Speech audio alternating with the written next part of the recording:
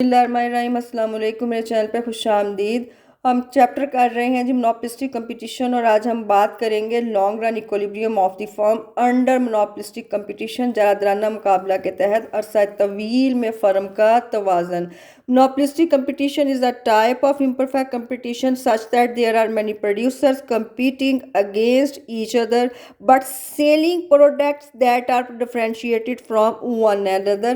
के जादराना मुकाबला मंडी की एक ऐसी सूरत हाल है जिसमें बहुत सारे चारादार आपस में एक दूसरे के साथ मुकाबला करते हैं, शय को फ़रोग करते हैं, लेकिन हर फर्म ने अपनी शय के अंदर जो है वो इम्तियाज़ पैदा किया होता है। जितनी आपकी इस्तेमाल की चीज़ें हैं, जितनी खाने पीने की चीज़ें हैं, आप देख सकते हैं हर कंपनी की चीज़ दूसरी से फ़र्क है, वज़न से, क्वालिटी के लिहाज से, पैकिंग के लिहाज से।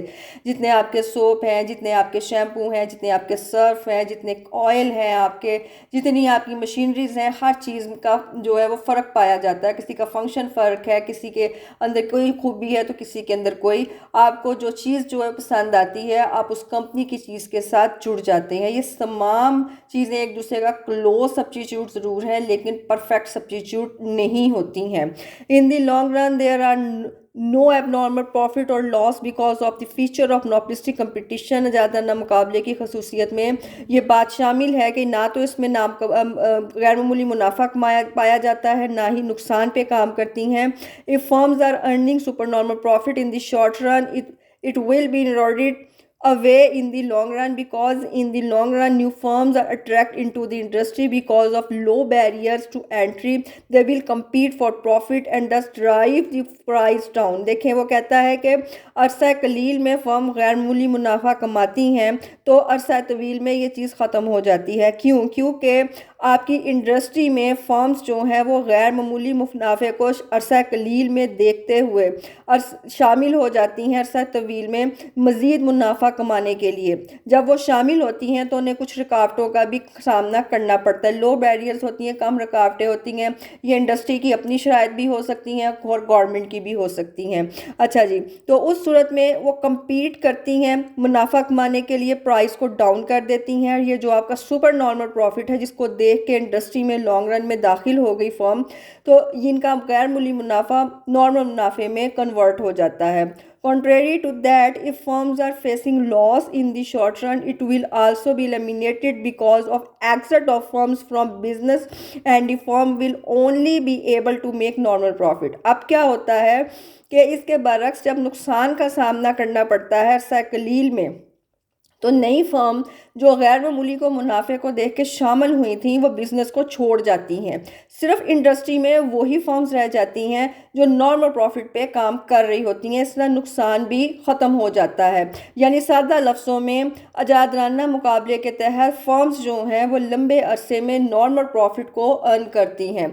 नॉर्मल प्रॉफिट को अर्न कब करती हैं? नॉर्मल प्रॉफिट उस वक्त अर्न कर रही होती हैं जब टोटल रेवेन्यू बराबर हो जाते हैं टोटल कॉस्ट के शय को पैदा करने पर जितने अखराजात आते हैं फ़रोख्त करके उतनी ही वसूली हासिल हो जाती है, तो हम कहते हैं फर्म नॉर्मल प्रॉफिट पे काम कर रही है।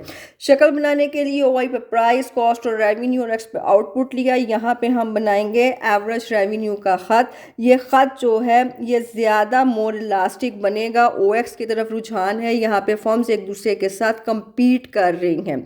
मोनोपोली में एवरेज रेवेन्यू का ख़त लेस इलास्टिक होता है क्योंकि उसके मुकाबले में कोई दूसरी फर्म नहीं होती।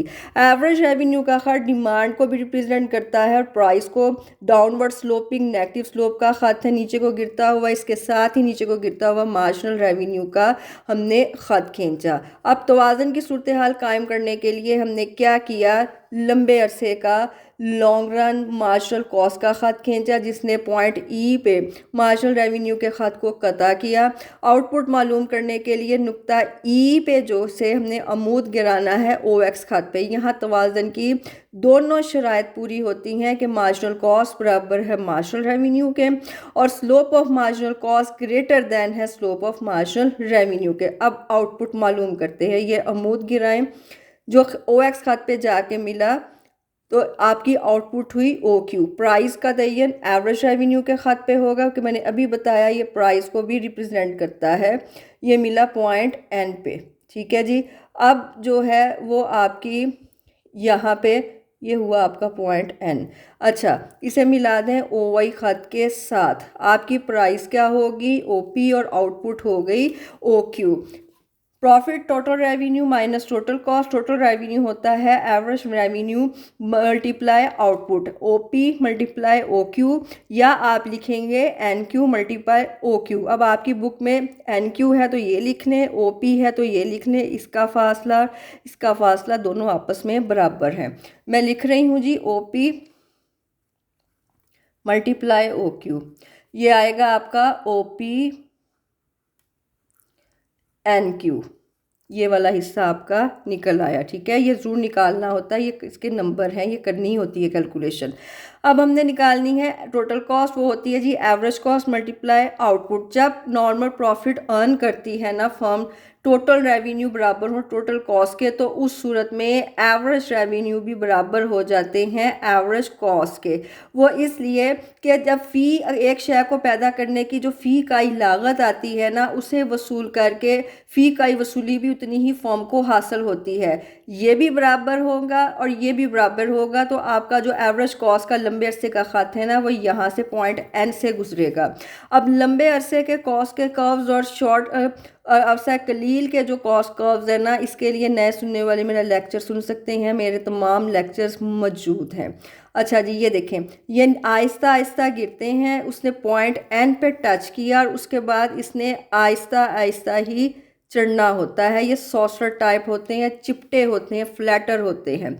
लॉन्ग रन एवरेज कॉस्ट का खत, आपकी लॉन्ग एवरेज कॉस्ट मल्टीप्लाई आपकी आउटपुट है तो ये होगी O P multiply O Q, same होगी O P multiply O Q, ये आ गई ओ पी एन क्यू। ये देखें, अब आप देखें आपके टोटल रेवेन्यू बराबर हैं टोटल कॉस्ट के, O P N Q and O P N Q. यहाँ पे क्या हुआ कि आपकी लंबे अरसे की मार्जिनल कॉस्ट बराबर है मार्जिनल रेवेन्यू के, मार्जिनल रेवेन्यू लेस देन है एवरेज रेवेन्यू के, और एवरेज रेवेन्यू आपकी बराबर है लंबे अरसे की लॉन्ग रन एवरेज कॉस्ट के। ये देखें, ठीक है, पॉइंट एन को टच करता हुआ गया है आपकी एवरेज कॉस्ट और एवरेज रेवेन्यू यहाँ पे बराबर हो जाती है औसत वसूली लंबे अरसे की औसत लागत के। अच्छा, अब आपको समझाने की दो बातें हैं जो आपने याद रखनी है। क्वेश्चन तो आपका यहाँ पे हो गया पूरा कि अंडर मोनोपोलिस्टिक कंपटीशन जो फर्म्स हैं ना, यहाँ पे प्राइस शेयर की ज़्यादा रखती हैं और आउटपुट इनकी कम होती है। इसकी वजह क्या है? इसकी वजह मैं अब आपको दूसरी शक्ल से समझाती हूँ, ये आपको समझाने के लिए है। देखें, मुकम्मल मुकाबला में, परफेक्ट कंपटीशन में प्राइस कम होती है, आउटपुट ज़्यादा होती है। उसकी वजह ये है, ये जो आप इन डिमांड कर्व है एवरेज रेवेन्यू का, ये हॉरिजेंटल होता है, ये भी लंबे अरसे का परफेक्ट कंपटीशन की नॉर्मल प्रॉफिट की शक्ल है। यहाँ पे जो आपकी पैदावार का तयन है ना, वो उस नुक्ते पे होता है लॉन्ग रन एवरेज कॉस्ट के जो मिनिमम हो। ठीक है, ये इसका मिनिमम पॉइंट है। ये गिर रहे हैं अपने मिनिमम पॉइंट पे आके, फिर उसके बाद आहिस्ता आहिस्ता चढ़ रहे हैं। ख़त आपका एवरेज रेवेन्यू यानी डिमांड का हॉरिजेंटल है, ओएक्स के मतवाजी है इन परफेक्ट कंपटीशन में। यहाँ प्राइस बराबर हो जाती है मार्जिनल रेवेन्यू के। ठीक है, यहाँ फर्म जो है वो नॉर्मल प्रॉफिट अर्न कर रही है, लेकिन मोनोपोलिस्टिक कंपटीशन की निस्बत मुकम्मल मुकाबले में प्राइस कम होती है, आउटपुट ज़्यादा होती है, क्योंकि ये ख़त जो है उफ़की है, रुझान रखता है और मिनिमम पॉइंट पे आउटपुट का तयन होता है। अब आपने यही शक्ल जो बनाई है इन मोनोपोलिस्टिक कंपटीशन में, यहाँ पे प्राइस ज़्यादा होगी और आउटपुट कम होगी। उसकी वजह, पहली बात तो ये कि नेगेटिव स्लोप का डिमांड के ख़त का सामना फर्म को करना पड़ता है। दूसरी वजह ये है कि लंबे अरसे की जो एवरेज कॉस्ट है ये अभी गिर रही है। ठीक है, ये अपने मिनिमम पॉइंट पे नहीं पहुंची। इससे पहले यहाँ आके हमारा जो है वो हमारी आउटपुट है, इसका से अमूद हमने ऊपर उठाया। ठीक है जी, यहाँ पे आके हमारा अभी ये गिर रहे हैं, हमारा आउटपुट का तयन हमने किया, प्राइस जो है वो ज़्यादा मुकर्रर होगी और आउटपुट जो है वो कम होगी। इसका जो मिनिमम पॉइंट है वो ये है, यहाँ पे नहीं हो रही आउटपुट का तयन। ठीक है। उसका तयन जो है उससे पहले ही हो रहा है, अभी गिरते ही हो रहा है, फिर उसके बाद ये ऊपर चढ़ रहे हैं। इस वजह से इसके जो औस मुसारफ होते हैं ना, लंबे अरसे में अमूमन निस्बतन बुलंद नुक्ते पर पैदा करते हैं। ठीक है, कि फ़र्म अरसा तवील में शय अमूमन औस मुसारिफ के निस्बतन बुलंद नुक्ते पर पैदा करती है, बुलंद पॉइंट पे, अभी मिनिमम पॉइंट नहीं आया। इस वजह से प्राइस ज़्यादा होती है मोनोपोलिस्टिक कंपटीशन में और आउटपुट कम होता है। ये दोनों जो शक्लें हैं ये नॉर्मल प्रॉफिट की हैं, परफेक्ट कंपटीशन की भी और मोनोपोलिस्टिक की भी आपने बनाई है, लेकिन इसका फ़र्क आपको समझाना ज़रूरी है कि आपके मुकम्मल मुकाबले में मिनिमम पॉइंट पे आउटपुट का तयन होता है और यहाँ पे उस मिनिमम पॉइंट से पहले हो जाता है, इसलिए प्राइस जो है वो फर्म ज़्यादा रखती हैं और आउटपुट उनकी कम होती है। ठीक है जी, अर्न करती हैं नॉर्मल प्रॉफिट। ये था आज का लेक्चर। अगर आप मुस्फिद हुए हैं तो लाइक कीजिएगा, शेयर कीजिएगा, सब्सक्राइब कीजिएगा और कमेंट पे राय का इजहार भी कीजिएगा। अल्लाह निगहबान।